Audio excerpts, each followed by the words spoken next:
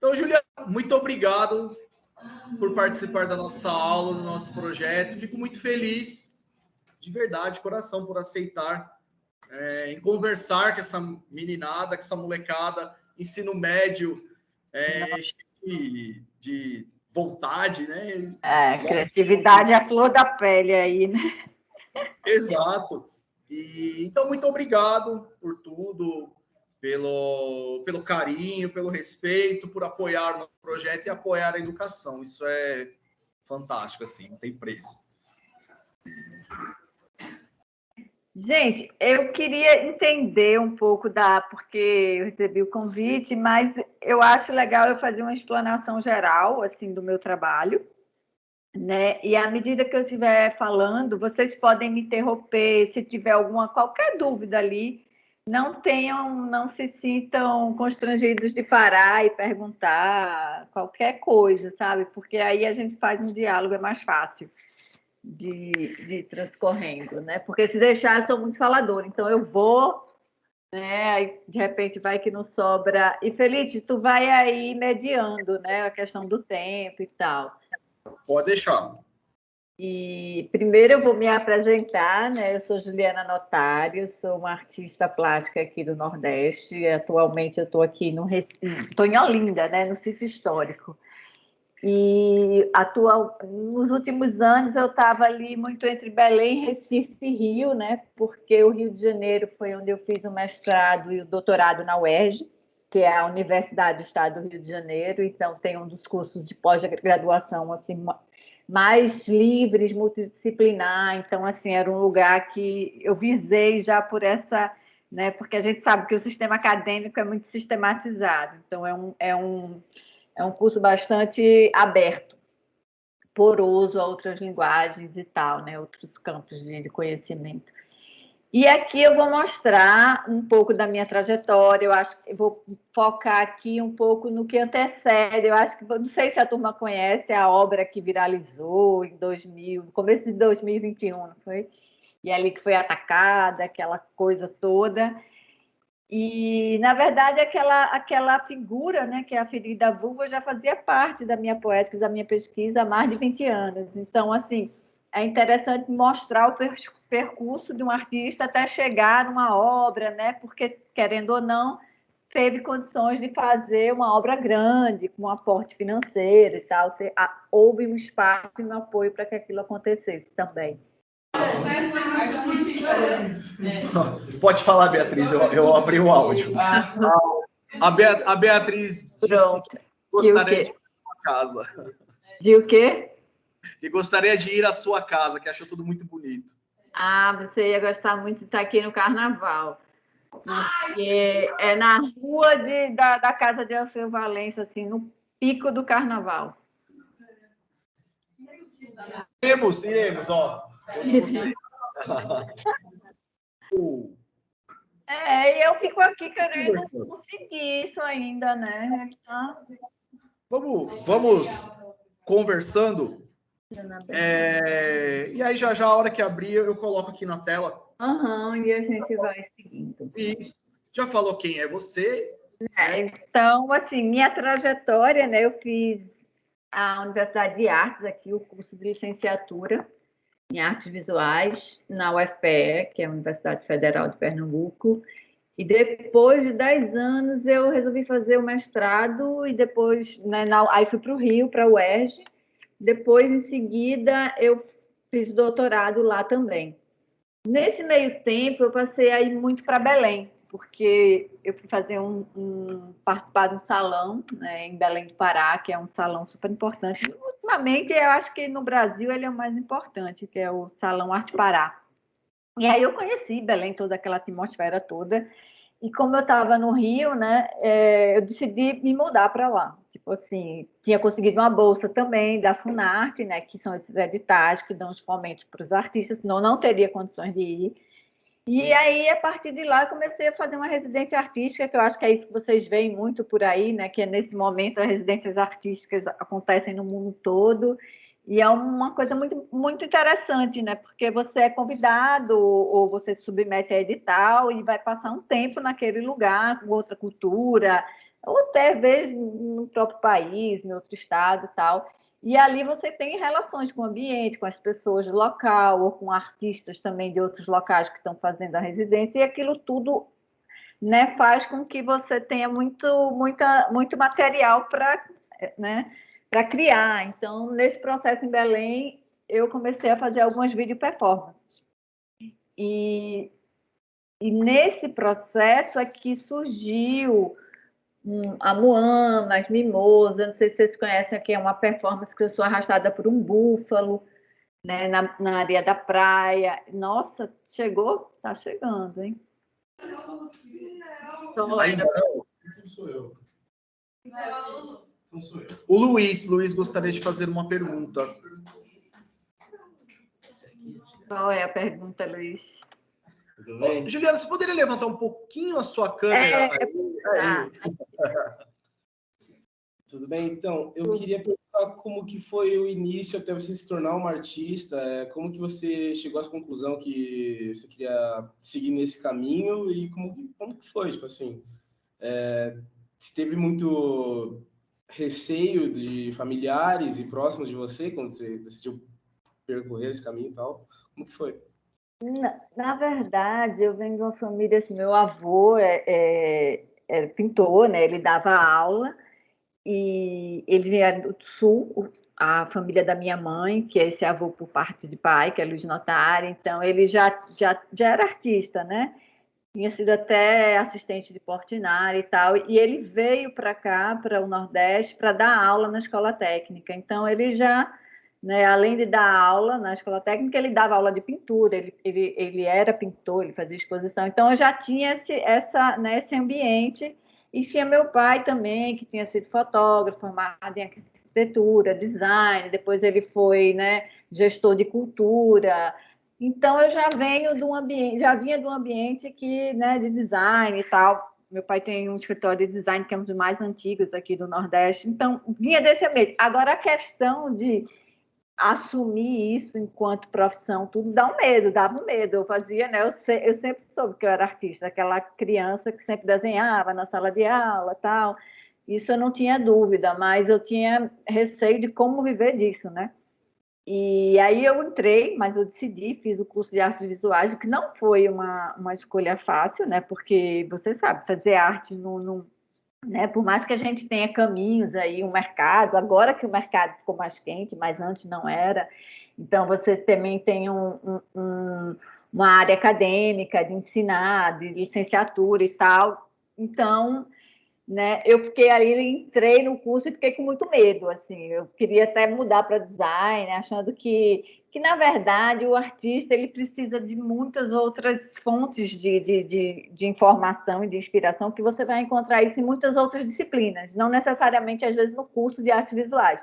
Mas o curso ele vai te favorecer mais na frente, né? Por exemplo, agora eu vou dar aula. Se eu não tivesse feito o curso, né, minha graduação, minha pós-graduação na área, eu provavelmente não ia entrar num concurso, não ia dar aula. Então, tem umas escolhas que você, né, vai se colocando ali, tendo que enfrentar. Mas, assim, né, eu sou um caso à parte, no certo sentido, porque eu já sabia muito cedo que, né, que queria ser artista, que era artista.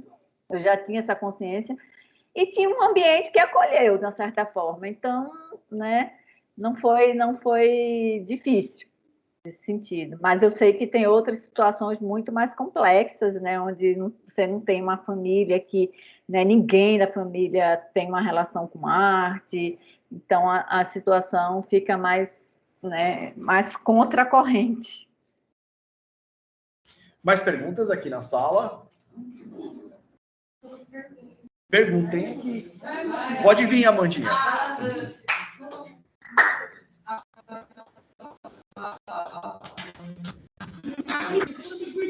Oi, tudo bem?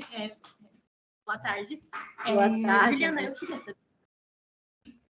A gente, no geral, é criado numa realidade que é predominantemente machista, certo?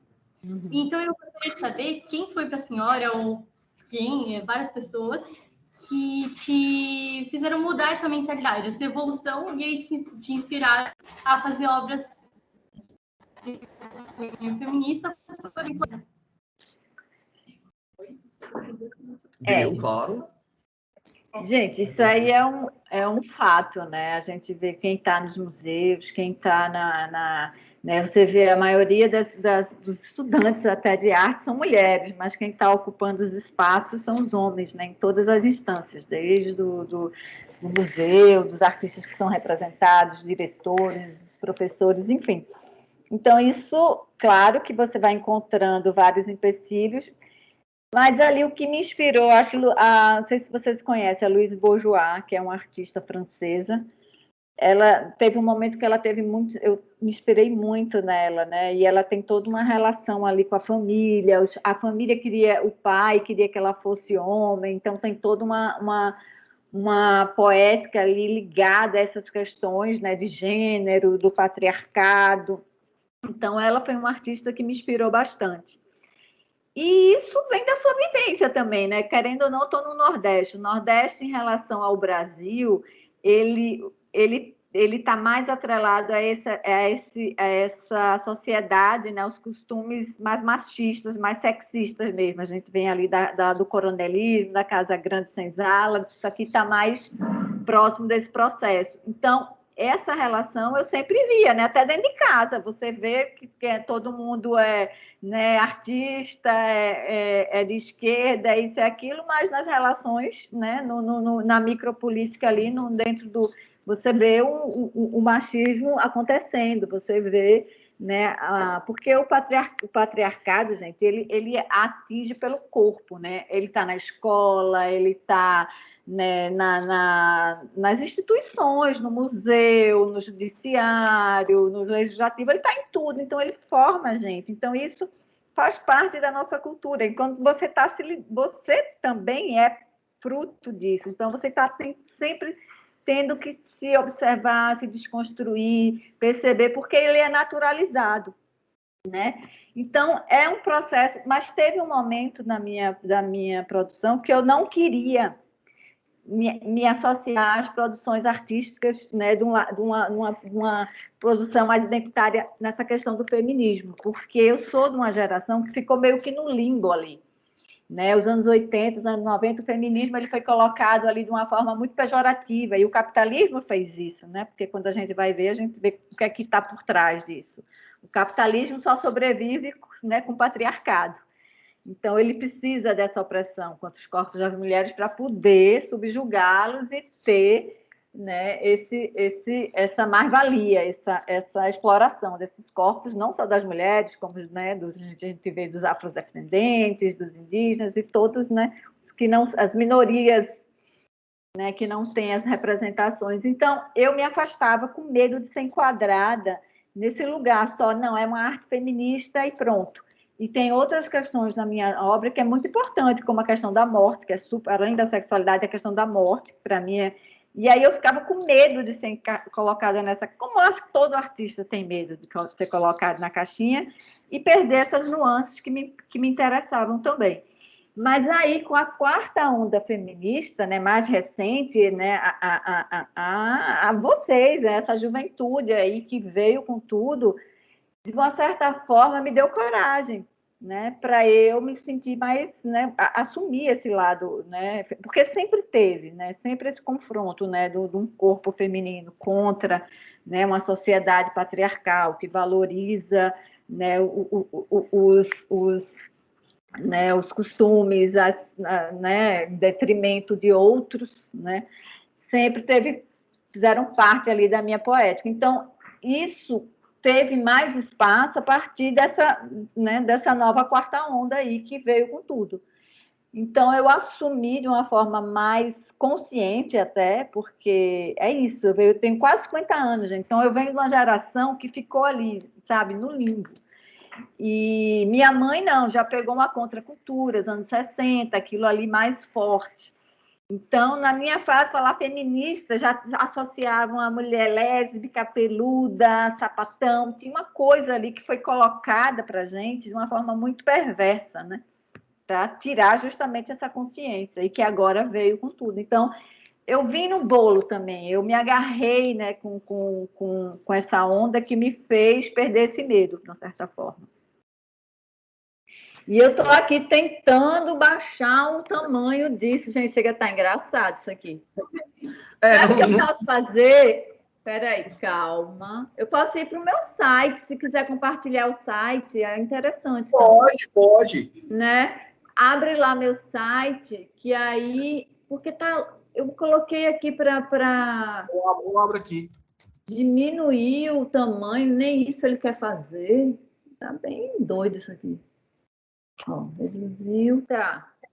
Agora foi. Só que eu não a vejo. Não, tranquilo. Pronto, a gente pode aí começar com a doutora Diva, que é essa foto que eu estou aí com o espéculo enfiando na parede. Aqui. E esse trabalho é bem interessante, porque ele surgiu quando eu estava fazia parte aqui de um ateliê começo dos anos 2000. Eu tinha voltado da Itália em 99. Eu fui com uma amiga passar um tempo na Itália. Isso foi muito importante assim na minha formação. Eu tive essa oportunidade de passar, estava na graduação, então eu tranquei a universidade, fui com essa amiga lá para Milão, o pai dela morava lá, então assim, aquilo ali abriu, né, o universo, né, para a Bienal de Veneza, conheci, então toda aquela, participei de uma, né, eu ia toda tarde para um ateliê de gravura que era um ateliê de gravura que já tinha passado Picasso, De Chirico, assim, no centro de Milão, apesar de gravura não ser algo que, uma técnica que uma linguagem que me agrada tanto, mas é só estar ali, naquele ambiente, conhecendo as pessoas e tal, que foi muito importante. E quando eu voltei, a gente fez um ateliê coletivo com vários artistas aqui de Recife, que se chamava Submarina, e a gente sempre ia num lugar que encontrava coisas usadas, que é o Trapeiros de Emaú, que é uma instituição que tem em vários locais do mundo, né? E aí eu encontrei 20 espéculos de aço inoxidável, que é esse, né, o espéculo ginecológico. Espéculos tem vários tipos, mas esse era o ginecológico e tinha gravado nele doutora Diva, que era antiga, né, ginecologista, que era dona daqueles espéculos. E eu fiquei com aqueles objetos guardados, até que eu tive uma ideia de fazer uma performance que era enfiar, né, esses espéculos na parede. E aí eu fui morar em São Paulo, esse ateliê se dissolveu, cada um foi para um canto, e eu fui para São Paulo em 2003. E ali eu tinha um ateliê, dividia um ateliê em Pinheiros, e eu comecei a fazer fazer os testes, né? Inclusive, as fotos que estavam antes no ateliê aí em São Paulo, que eu furava a parede, né? Como se aquela... Depois eu fui fazer isso em outros lugares, em museu, em galeria, né? Fui para a França, em 2005, ano no Brasil, na França, eu fiz essa performance. E era como se eu tivesse... né, essa figura, né, da ferida vulva já estava ali presente, que é justamente trazendo essa opressão, trazendo né, dando a ver essa violência dos corpos das mulheres. E colocando também como se a instituição, a galeria, o museu, aquilo que eu falei, né, que o patriarcado, né, essa repressão sobre esses corpos, ele vem pela cultura, né? Então ele atua como instituição em todas as demais instituições. Então eu estava ali colocando, né? O que é o campo da arte? O que é uma galeria de arte? É um lugar extremamente elitista, que a gente sabe que só, né, que tem mais homens, que tem mais brancos. Então, né? Que agora que está sendo absorvido, né? Essas populações que sempre foram discriminadas e marginalizadas. Então, a gente também sabe que tem outros interesses aí por trás disso, mercadológico. Diz que isso é muito importante, né? Que a gente tem que realmente entrar nesse processo e fazer a diferença, ocupando os lugares de poder. Mas isso dá a ver que as instituições, né, são machistas, são patriarcais, são racistas, são sexistas, são elitistas. Então, e eu usava aí o sangue de porco, de boi, na verdade. Engraçado, quando eu fui fazer em São Paulo, na Galeria Vermelho, aí eu precisava do sangue de boi, né? Só que aí o produtor aí de São Paulo disse, não, eu não tenho como conseguir esse sangue de boi, porque eu vou ter que botar meu produtor para ir para passar quase 8 horas no ônibus para conseguir um matadouro, para conseguir esse sangue. Aí eu fiz, ó, calma aí, eu vou ver aqui. Aí eu aqui peguei e fui num matadouro super próximo, daqui meia hora, enchi a garrafa PET, botei heparina, né, que é um anticoagulante do sangue, enchi, congelei, botei na bagagem de baixo do avião, despachei e levei. Isso, querendo ou não, esse gesto, essa dificuldade em encontrar sangue, ela mostra muito do lugar, né? Então, assim, a gente que está no norte e no nordeste, a gente tem uma realidade mais próxima com a visceralidade, né? Por isso que falam, né? A produção nordestina tem essa coisa muito visceral, bacural e tal. Por um certo lado, isso vira um estereótipo, mas isso também isso faz parte, né? A gente está mais próximo da questão do, né? Não que essa violência está aí, a polícia entra na favela matando todo mundo, a carnificina acontece, né, no Brasil inteiro. Mas existe essa cultura, por exemplo, no Belém. Quando eu estou em Belém, eu chego muito rápido né, no Manaus, ou aqui mesmo na praia. Então, você está ali com uma cultura de uma forma mais ainda não tão tomada por essa urbanidade toda, né, que a gente já encontra em São Paulo. O Rio já é um ponto à parte, né, porque o Rio é uma miscelânea, ali você tem tudo. É um ponto fora da curva, né? Tanto é que é considerada a maior cidade do mundo, que você tem floresta dentro da cidade, né? A gente tem uma floresta da Tijuca. Apesar de não ser primária, ela é uma floresta que foi Dom Pedro II que fez replantar, mas ela está ali, uma floresta em plena cidade. E cachoeiras e tudo mais. Então, tirando o Rio, né, do cenário, porque é um ponto fora da curva, isso, né, traz essa visceralidade. Você vê a produção do norte também, como é que está ligada a essas questões. E quando eu fui morar em São Paulo, eu percebi o quanto eu me diferenciava da produção paulista. Enquanto meus amigos artistas de ateliê estavam preocupados em fazer trabalhos, querendo assim, pensar de uma forma mais ascética, mais ligada aos temas da própria arte, né? Eu sentia que eu estava indo para outros lugares. Eu estava indo para o supermercado colher o sangue de boi do fígado que sobrava lá da caçamba, do pastorinho, lá quando eu morava na Vila Madalena. Então, tem todo esse processo que é isso, né? Quando você sai da sua cultura, você sai dos seus hábitos, você se conhece mais. E aí, essa performance eu fiz na Verbo em 2006, não, 2008, né? 2006. Não, já nem sei mais onde foi, não, 2003. E aí eu fiz lá em São Paulo, nesse processo, essa parede era super de concreto, assim, super demorou, quase que dava tudo errado, gente, porque performance é isso, você não tem ensaio, você faz na hora, né? A coisa que o artista, ele também nem sabe o que vai acontecer, por mais que ele tenha uma noção. Então, você vira ali público do seu próprio trabalho. Isso aí foi um caso que demorou horrores. A parede era muito dura, era concreto puro, e ninguém tinha noção disso, né?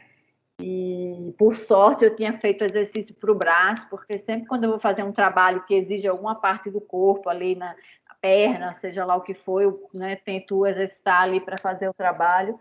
E aí eu tinha feito muito exercício para o braço para aguentar, porque demorou muito para chegar conseguir fazer a ferida e banhar com sangue, enfiar o espéculo. Aí o final, não sei se tu pode passar aí para o final do vídeo. E aí ele mostra como ficou, ó, tá vendo? Ele é meio um quadro, né? E nessa situação aí que se colocou, ele virou tipo como se eu estivesse pintando um quadro mesmo, de uma certa forma. Preferia que tivesse tudo branco, né? Mas é isso, a gente vai se adequando, né? Então você vê aí, lembra também os trabalhos de Ana Merieta, parece um estupro, né? Uma violação, um corpo, como que aquela instituição virou um corpo, né, de uma mulher. Né? E aí depois seria legal mostrar algumas fotos. Deixa eu ver em cima, Felipe, sobe aí um pouco. Volta as fotos, né? Aí tem uma... Aí, né, como ficou isso aí já são... E é isso, quando a gente faz a performance, a gente também, né, faz algumas fotos, porque às vezes essas fotos sobrevivem, mesmo, né, enquanto obra de arte, elas têm uma potência enquanto foto, e outras vezes não. Essas fotos eu achei que tinha, assim, elas colocadas numa ordem, né, uma certa quantidade, elas traziam uma força que sobreviviam enquanto fotografia, né, em vez do vídeo. Então, essas fotos eu comercializo e o vídeo também. Isso eu estou falando de uma parte prática, né, que é interessante também saber de como é que, né, o artista otimiza a sua produção para poder sobreviver, né, de certa forma. E depois dessa, vamos aí, deixa eu ver aqui, eu estou seguindo a ordem aqui do PDF. Vamos aí para Spout-me, que já é essa mesma. Cadê Spout-me? Está ali, ó, aqui embaixo. Essa é uma paisagem com a ferida. Aí. Isso aí já são estudos que eu fiz. Eu fui em 2009, eu consegui uma bolsa, mas em 2005 eu já tinha ido para a França, como eu tinha dito, participar do Ano do Brasil na França, e eu já tinha feito contato lá, porque eu fiz essa performance na Escola de Arte de Aix-en-Provence, que é ali perto de Marseille, né, que é o sul da França, Mediterrânea, aquela parte ali. Então, essa escola era uma escola, né, que tem uma relação com a arte e tecnologia muito forte.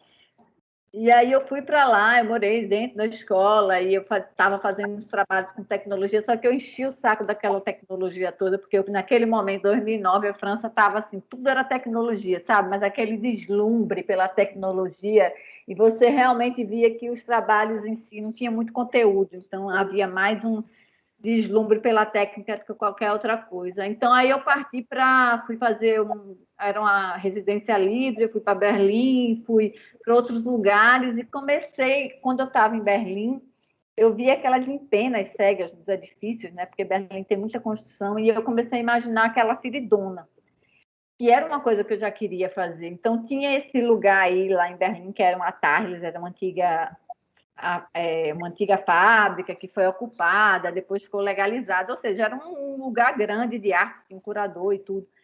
E aí eu apresentei esse projeto, só que não dava, porque Banksy, tinha o trabalho de Banksy nessa parede. Imagina, na época, a curadora italiana até falou, olha, eu prefiro o seu trabalho, mas a gente não tem como tirar Banksy da parede, né? É difícil.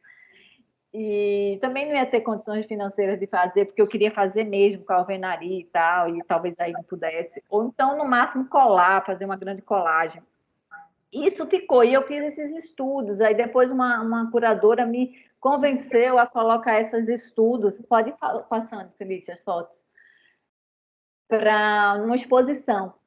Né? E aí aqui é uma antiga cadeia né, que é um símbolo, né, do que é essa antiga cadeia, né, que hoje é um centro cultural, é a Casa da Cultura do Recife, que vem de artesanato, né, mas você vê que é uma construção colonial, uma construção violenta por natureza, né, que provavelmente não, quem estava preso aí era a maioria negra, como hoje continua, né, ocupando, porque a gente sabe que é um processo de uma abolição mal feita, né, de uma escravização que liberou, né, que não deu condições dos negros se socializarem, né, porque tiraram tudo deles, a dignidade humana, depois, né, depois da abolição, não tem direito a nada, cultura, terra, educação, saúde, então é isso, né, essa violência que ainda persiste sobre os corpos negros de todas as formas. E isso era um estudo, e tudo isso foi virando fotografia, que de uma certa forma foi tendo espaço. Tem perguntas aqui, Juliana. Vamos. Vai lá. Quem é? A Mariana? Oi, sou Mariana. Oi, Mariana. Eu queria saber o que você acha que a gente pode fazer assim para influenciar meninas mais novas a seguir essa carreira artística, porque querendo ou não, no Brasil ainda não é tão valorizado, né? E muitas vezes falam para seguir uma coisa mais sólida, entre aspas. Então, o que você acha que pode fazer para incentivar mais?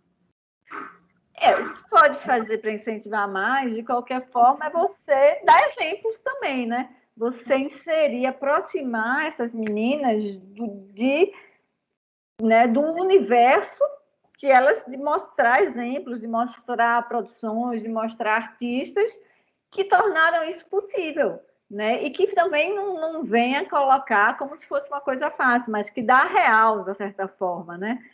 E que mostra as possibilidades disso se concretizar. Então, você tem que, de uma certa forma, para estimular, eu acho que nada como um exemplo né, mais potente, né? De você ver que é possível, por exemplo, uma menina negra que é periférica, que está ali querendo ser artista, né? E tudo ao redor dela vai estar contra. Vai estar contra, porque vai querer que ela cuide dos irmãos, vai querer que ela, né, que ela exerça ali o papel da feminilidade que a cultura impõe, né, para ela, tudo menos artista. Então, se você traz assim uma Pamela Castro, você traz artistas, né, que tiveram aquele mesmo contexto, mas que, né, superaram de uma certa forma, e quais foram as estratégias que elas usaram, como é que isso se deu, tudo isso, né, ajuda no incentivo.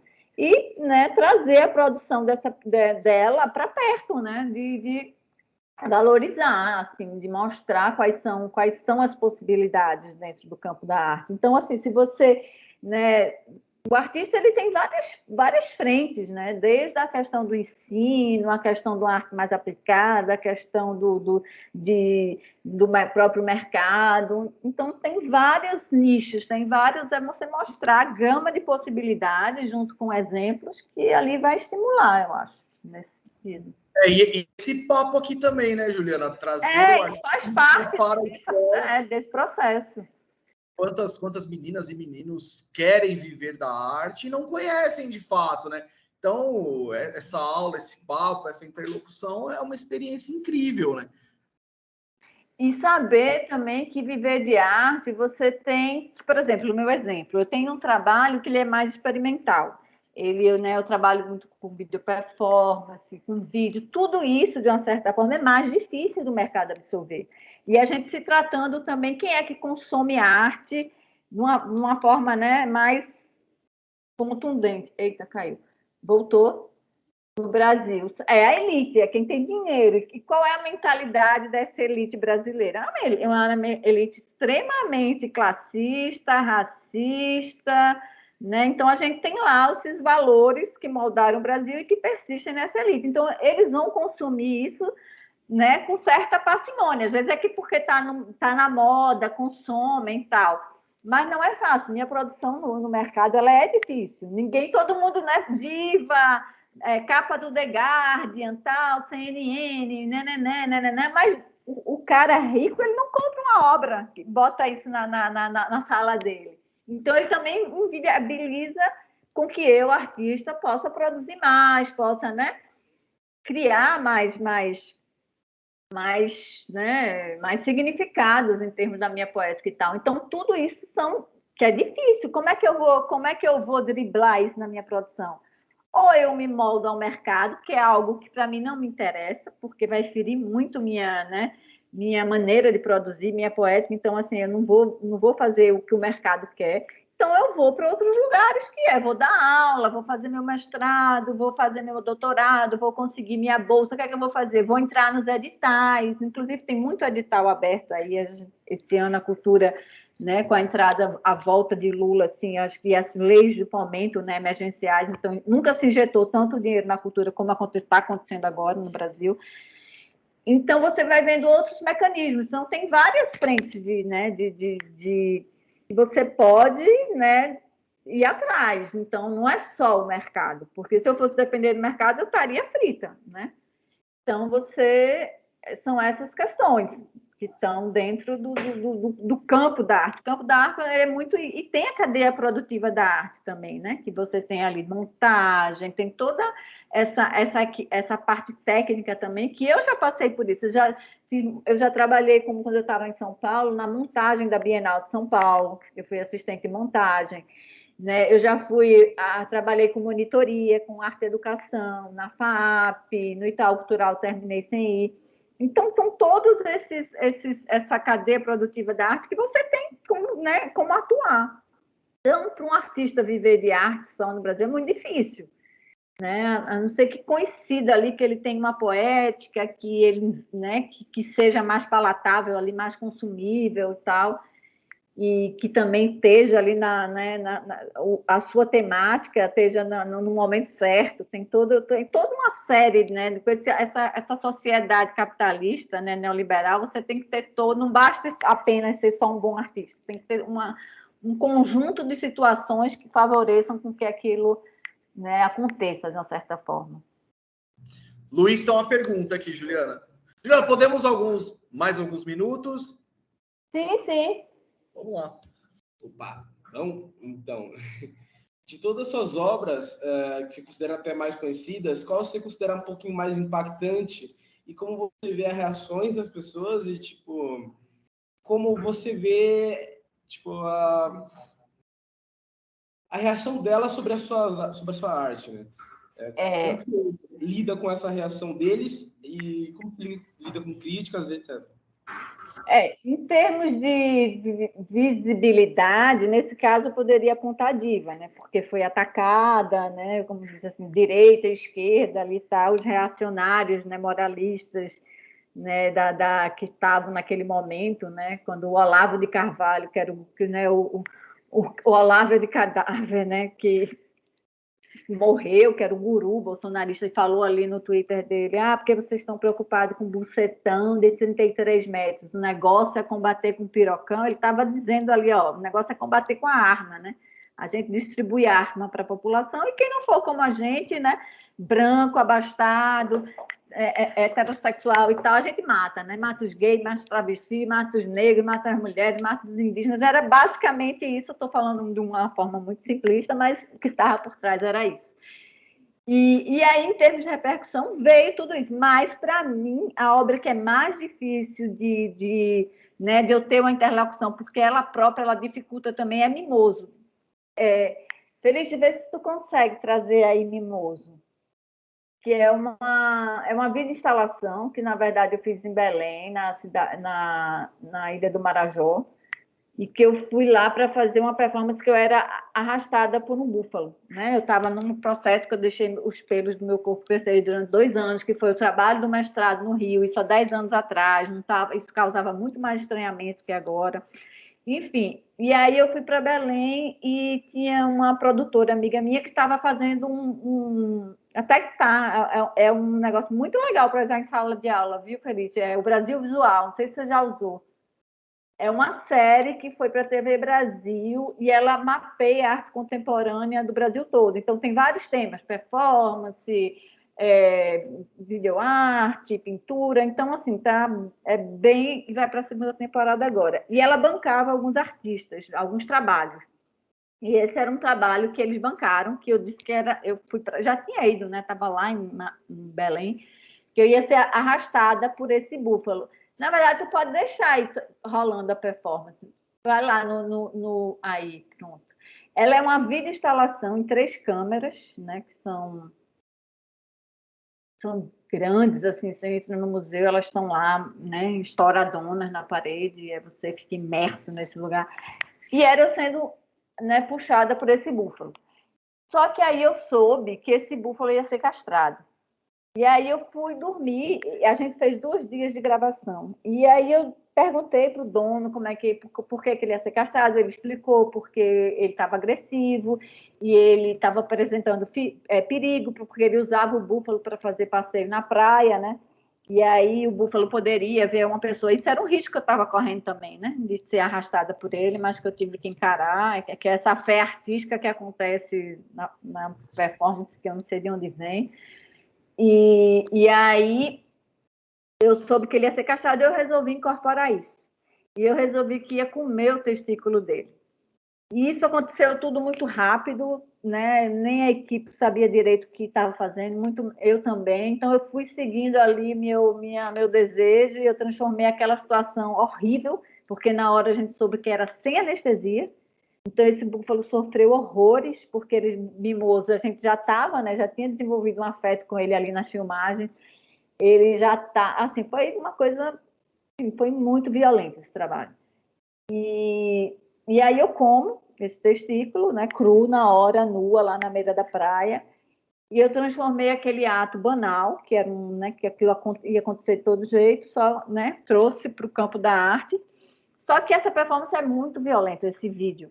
Né? Tanto é que quando eu fui expor aí no Sesc 24 de maio lá, a primeira coisa que me pediram para fazer foi gravar um vídeo explicando o trabalho. Então, eu nunca tinha visto isso. Você expor a obra e do lado tem um videozinho do artista explicando o trabalho. Né?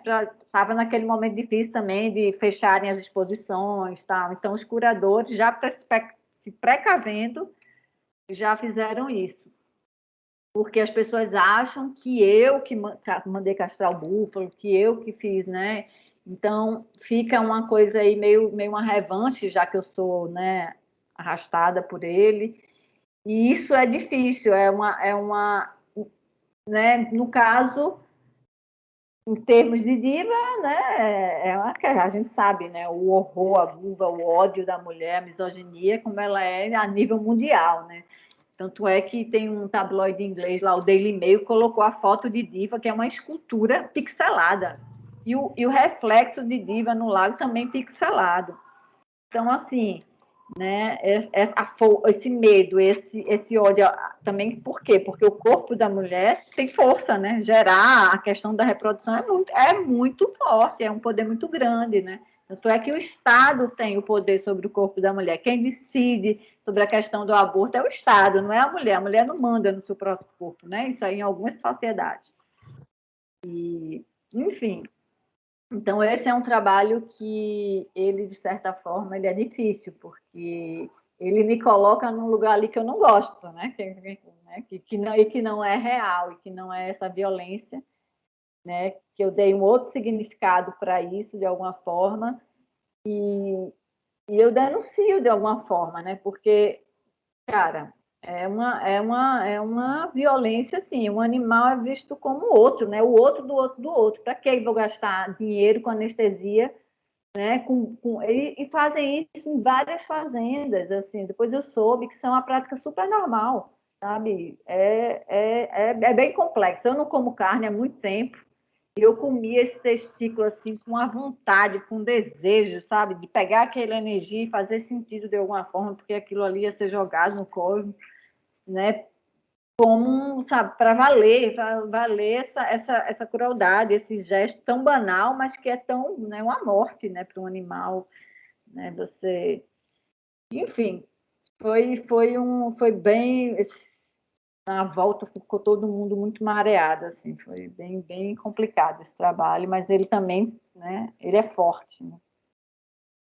Então eu responderia com um trabalho mais difícil de dar, é mimoso, realmente. Deixa eu abrir aqui. Vou interromper um pouquinho e depois eu volto lá. E a diva, você disse que sofreu ataques de ambos os lados, tanto da esquerda quanto da direita também. Assim, claro, a direita muito mais, é óbvio, e da esquerda também. Da esquerda também, porque tem uma foto que eu estou em primeiro plano, né?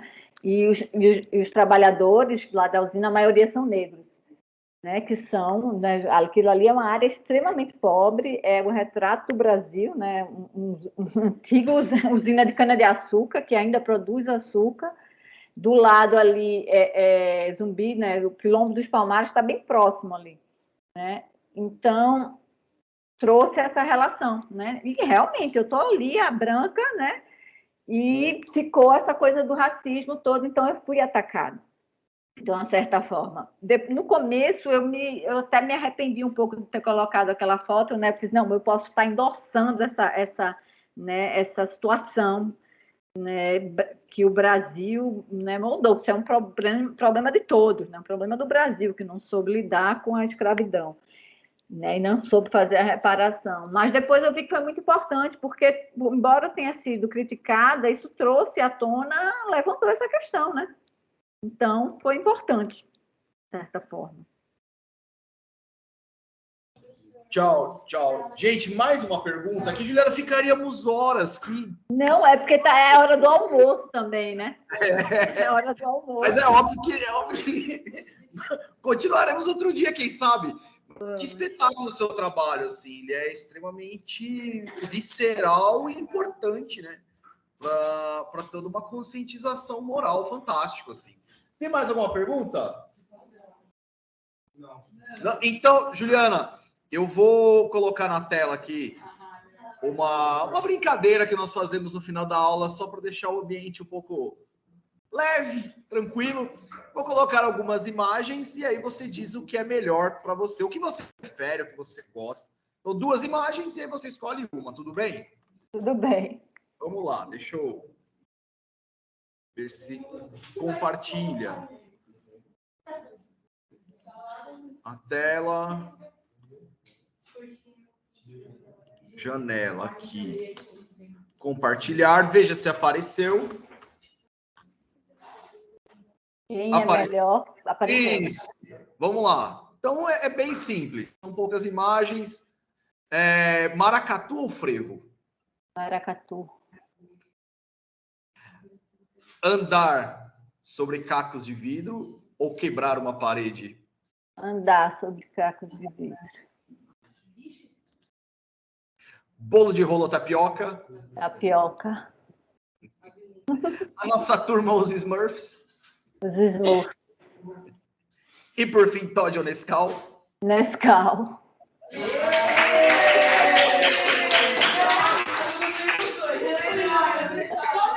Juliana, eu não tenho palavras para agradecer assim, essa aula. Não, gente, foi ótimo, é super leve. Foi até bom ter dado, ter bugado aí essas coisas, que ficou mais dinâmico. Mas tem que ser, assim mesmo, né? Mas uma aula ela tem que ser democrática, eles devem conhecer um pouco de tudo. A arte ela não é apenas o desenho livre, a arte é o body art, é o land art, é política, é ideologia. Em uma aula sobre arte e ideologia, nós chegamos até você. E você agora chegou até a gente. Então, isso é fantástico. Então, eu agradeço de coração. Eu estou maravilhado. Muito obrigado.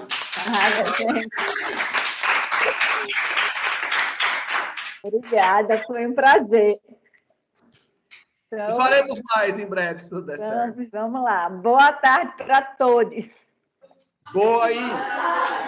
Vamos. Beijo, vou desligar, vou parar a gravação e vou desligar.